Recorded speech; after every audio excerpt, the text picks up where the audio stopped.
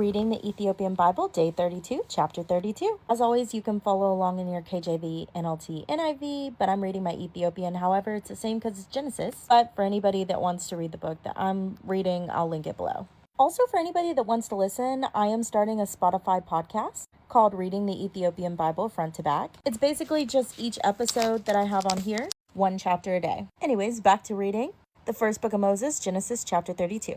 So Jacob went on his way, and the angels of God met him. When Jacob saw them, he exclaimed, "This is the camp of God." So he named that place Mahanaim.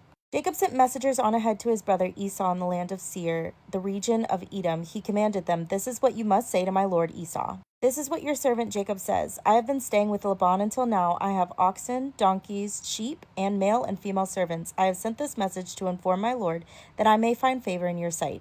The messengers returned to Jacob and said, "We went to your brother Esau. He is coming to meet you and has 400 men with him." Jacob was very afraid and upset, so he divided the people who were with him into two camps, as well as the flocks, herds, and camels. If Esau attacks one camp, he thought, then the other camp will be able to escape. Then Jacob prayed, "O God of my father Abraham, God of my father Isaac, O Yahweh, you said to me, 'Return to your land and to your relatives, and I will make you prosper.' I am not worthy of all the faithful love you have shown your servant. With only my walking stick I crossed the Jordan, but now I have become two camps. Rescue me, I pray, from the hand of my brother Esau, for I am afraid that he will come and attack me, as well as the mothers with their children. But you said, 'I will certainly make you prosper, and will make your descendants like the sand on the seashore, too numerous to count.'" Jacob stayed there that night. Then he sent as a gift to his brother Esau 200 female goats and 20 male goats, 200 ewes and 20 rams, 30 female camels with their young, 40 cows and 10 bulls and 20 female donkeys and 10 male donkeys. He entrusted them to his servant, who divided them into the herds. He then told his servants, "Pass over before me and keep some distance between one herd and the next." He instructed the servants leading the first herd, "When my brother Esau meets you and asks, 'To whom do you belong? Where are you going? Whose herds are you driving?' then you must say, 'They belong to your servant Jacob. They have been sent as a gift to my lord Esau.'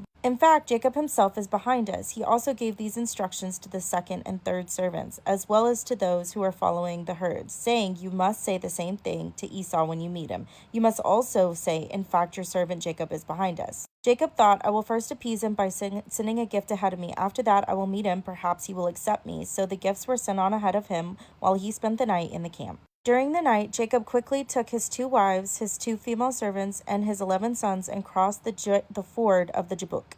He took them and sent them across the stream along with all his possessions, so Jacob was left alone. Then a man wrestled with him until daybreak. When the man saw that he could not defeat Jacob, he struck the socket of his hip, so the socket of Jacob's hip was dislocated while he wrestled with him. Then the man said, "Let me go, for the dawn is breaking." "I will not let you go," Jacob replied, "unless you bless me." The man asked him, "What is your name?" He answered, "Jacob." "No longer will your name be Jacob," the man told him, "but Israel, because you have fought with God and with men and have prevailed." Then Jacob asked, "Please tell me your name." "Why do you ask my name?" the man replied. Then he blessed Jacob there, so Jacob named the place Peniel, explaining, "Certainly I have seen God face to face and have survived." The sun rose over him as he crossed over the Peniel, but he was limping because of his hip. That is why to this day the Israelites do not eat the sinew which is attached to the socket of the hip, because he struck the socket of Jacob's hip near the attached sinew. That is chapter 32. We'll read chapter 33 tomorrow.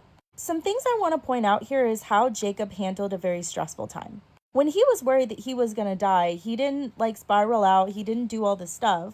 The first thing he did was go to God and say, "I am not worthy of the faithful love you have shown your servant," and remind God of all the things he said about him. He said, "You said that I will have descendants as numerous as the sand of the seashore." And that's a great example of how we can go to God today when we're in stressful situations.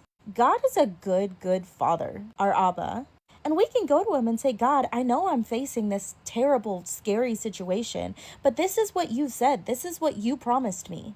God promised that he works all things together for your good. He promised that you were fearfully and wonderfully made. He promised that although trials will come, you will not face them alone. He promised you that you could lay your burdens down at his feet because his yoke is light.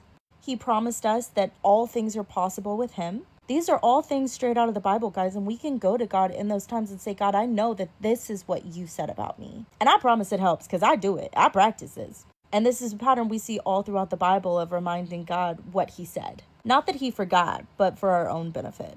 Because God's going to come through, and you could stress all the way up until he does, or you could rest in his peace. It's really your choice. But as always, please read, understand, meditate, and rely heavily on the Holy Spirit for revelation and discernment. And as always, God bless.